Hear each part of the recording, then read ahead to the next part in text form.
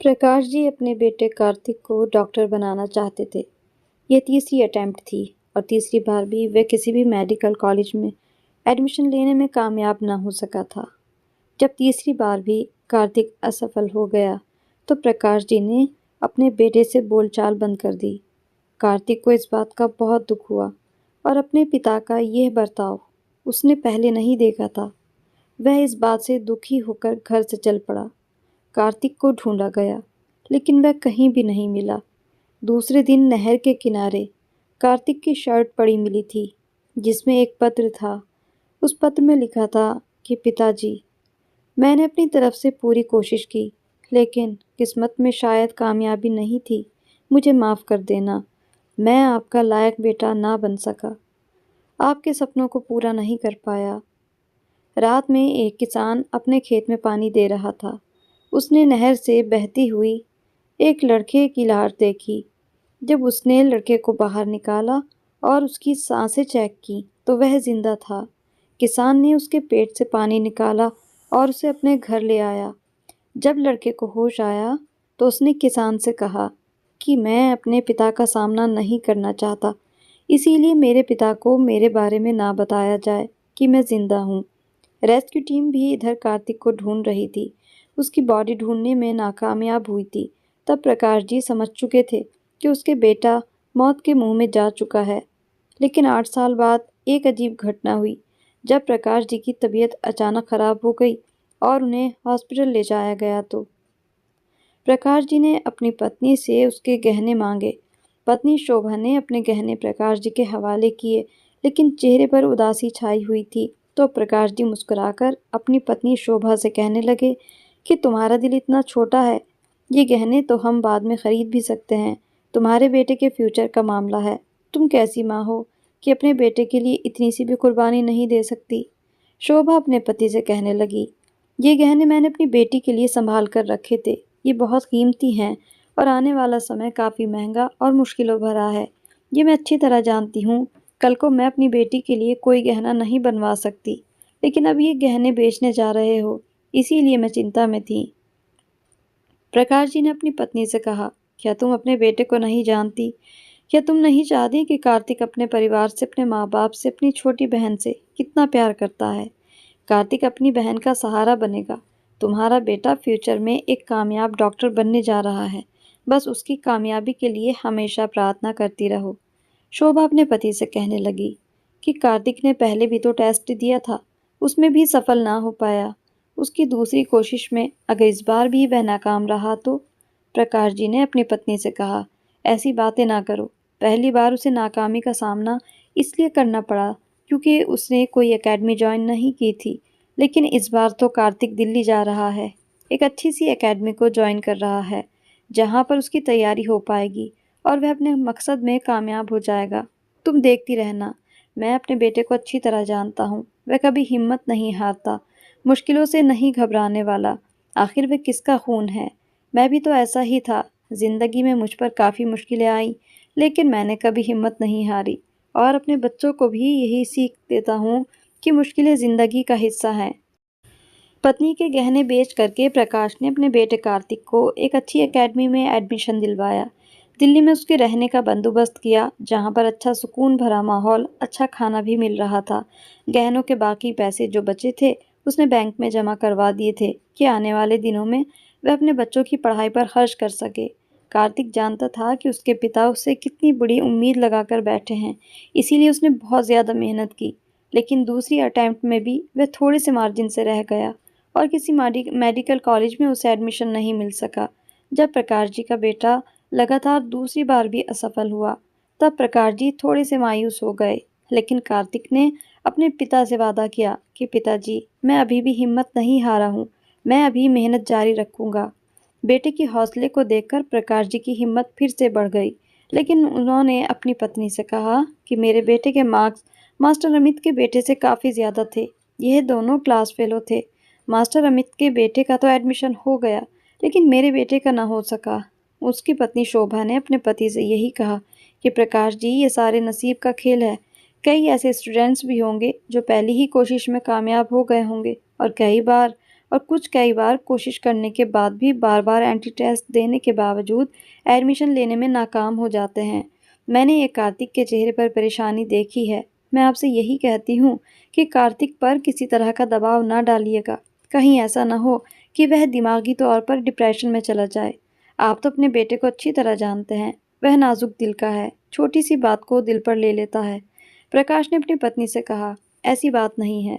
मैंने हर कदम पर अपने बेटे को सपोर्ट भी तो किया है।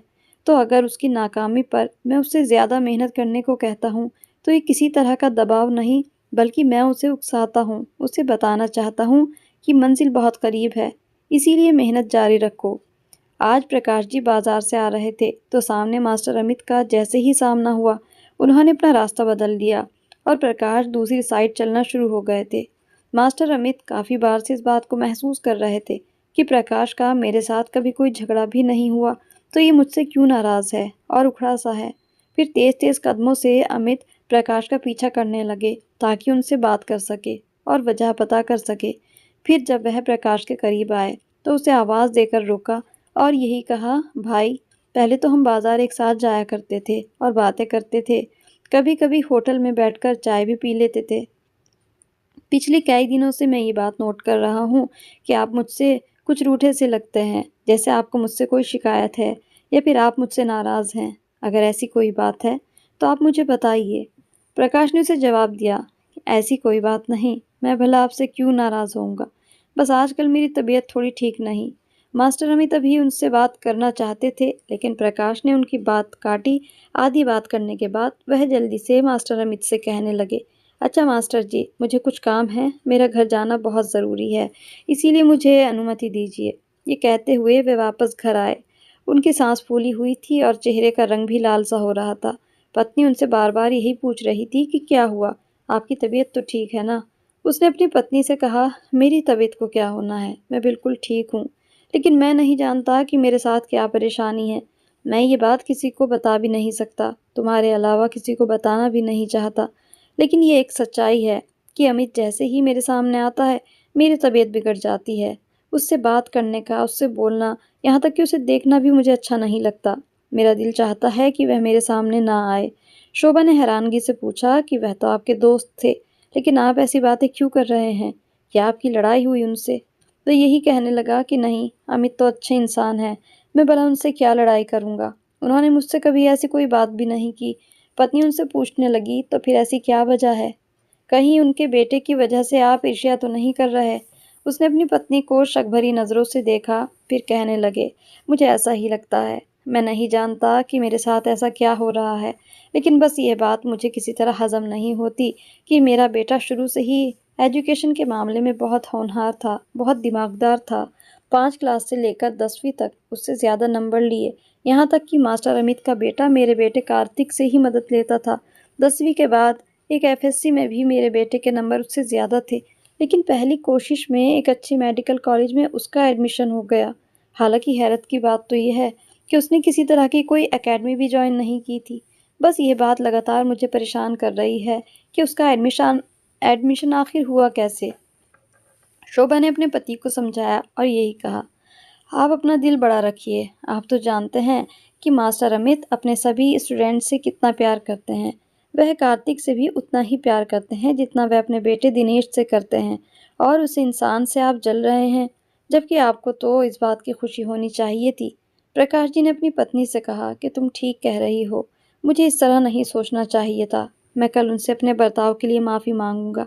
मैं पिछले कई दिनों से उनका सामना नहीं कर पा रहा, ना ही उनसे बात करने के लिए मेरा दिल करता है। यह रात प्रकाश जी के लिए काफ़ी मुश्किल रात थी।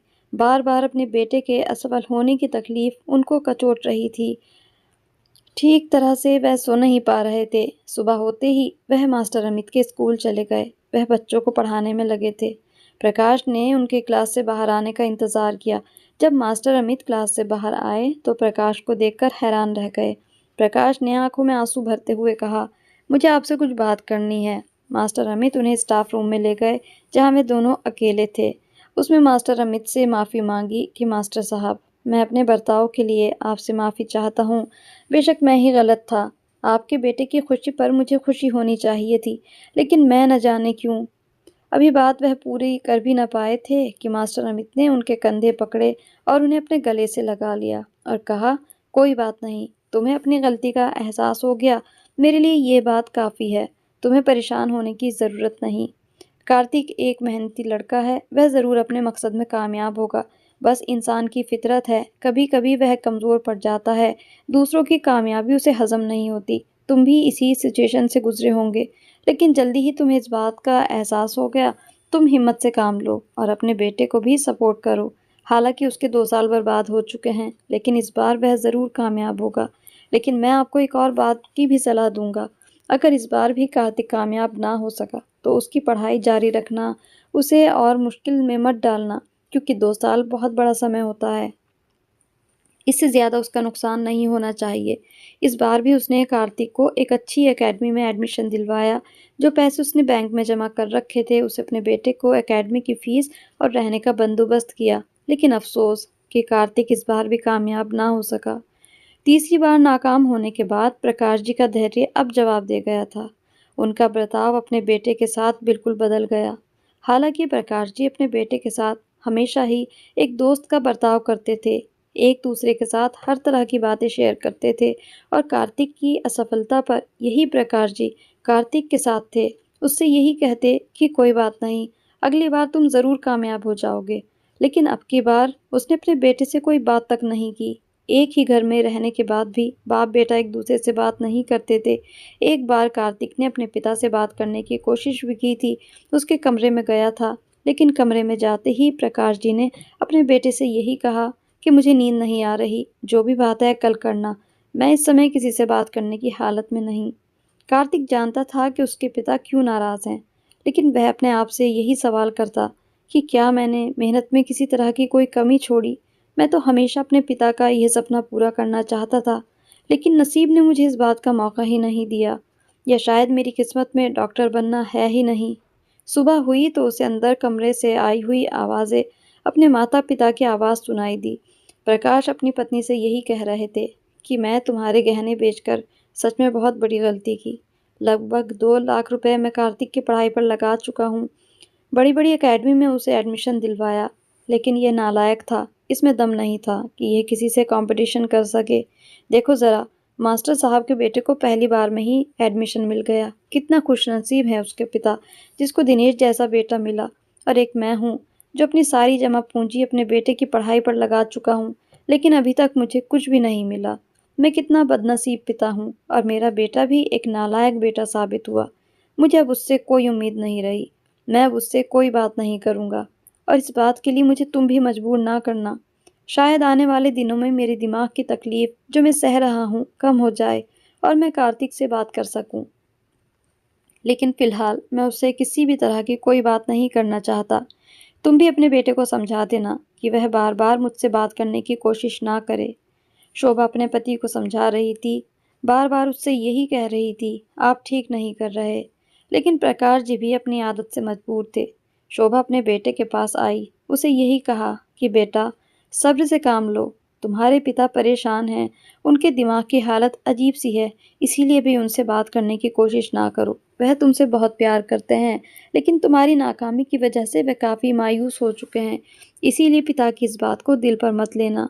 लेकिन वह भी उन्हीं का बेटा था और ये बात तो उसके पिता प्रकाश भी अपने बेटे के बारे में जानते थे कि कार्तिक कितने कोमल मन का है। वह कभी भी अपने पिता की बेरुखी सहन नहीं कर सकेगा। लेकिन उसके बाद भी प्रकाश अपने बेटे से बात नहीं करते थे। एक हफ्ते तक जब प्रकाश ने अपने बेटे से बात नहीं की, तो कार्तिक मायूस हो चुका था। वह अपनी ज़िंदगी से थक चुका था, उसे अपनी ज़िंदगी से नफ़रत हो चुकी थी। यह शाम का समय था जब वह घर से बाहर निकल पड़ा। उसके हाथ में कागज़ और पेन था और वह अपने गाँव से दूर एक बड़ी-सी नहर के किनारे जाकर बैठ गया। ये वह जगह थी जहाँ उसे जाना बहुत पसंद था। चाँदनी रात में भी नहर के किनारे बैठकर अपने आप से बातें करता था, अपने फ्यूचर के सुनहरे सपने देखा करता था। लेकिन आज पहली बार नहर के किनारे कुछ दूसरी सोच लेकर ही आया था। वह कभी सोच भी नहीं सकता था कि वह अपनी जान देगा, लेकिन इस बार वह दिमागी दुख से गुज़र रहा था। पिता की बेरुखी से मजबूर होकर उसने अपनी जान लेने का फ़ैसला किया। हालाँकि वह अपनी माँ के बारे में बार-बार सोच रहा था। उसे अपनी माँ बहुत याद आ रही थी। माँ को सोच-सोच कर वह रो रहा था, लेकिन वह अपनी ज़िंदगी से भी तंग आ चुका था। सपना तो उसका भी टूटा था। सपना तो उसका भी था कि वह एक डॉक्टर बने। सपना तो उसका भी टूटा था। सबसे पहले उसको खत लिखना शुरू किया। यह खत ख़ास अपने पिता के नाम पर ही था, लेकिन माँ के लिए भी उसने कुछ लाइन ज़रूर लिखी थी। पत्र लिखकर उसने अपनी शर्ट की जेब में वह लेटर रख दिया और शर्ट पर एक पत्थर रख दिया और फिर उस नहर के गहरे पानी में छलांग लगा दी। आज की कहानी यहीं तक। अब क्या होगा आगे?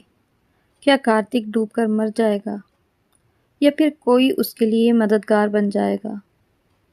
और अब बेटे के गायब हो जाने के बाद प्रकाश को अपनी गलती का एहसास होगा या नहीं? क्या वह अपने बेटे को ढूंढ पाएगा? जानने के लिए देखिए इस कहानी का अगला भाग 2 मार्च सुबह 9 बजे। आज की कहानी अगर अच्छी लगी हो तो इसको लाइक और शेयर भी ज़रूर कर दें और चैनल पर नए हैं तो इसको सब्सक्राइब करना ना भूलें। ऐसी ही सीख देने वाली कहानियों के साथ फिर मिलेंगे, तब तक के लिए goodbye and thanks for watching.